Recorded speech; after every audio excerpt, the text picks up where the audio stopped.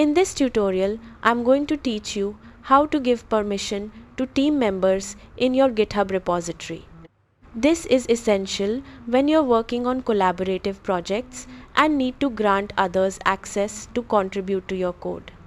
First, open your web browser and navigate to github.com.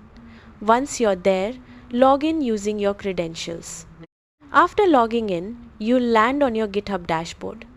Look at the left panel where you'll find a list of your repositories. Click on the repository where you want to give team members access.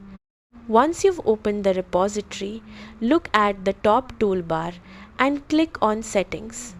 Inside the Settings page, look at the left sidebar and click on Collaborators.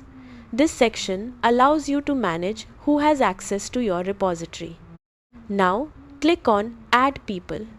A search field will appear where you can find the person you want to add.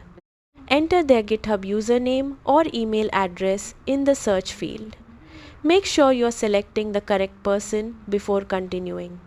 Once you find the right user, click Add to send them an invitation. The person will receive an invitation, and once they accept it, they'll have access to your repository based on the permissions assigned to them.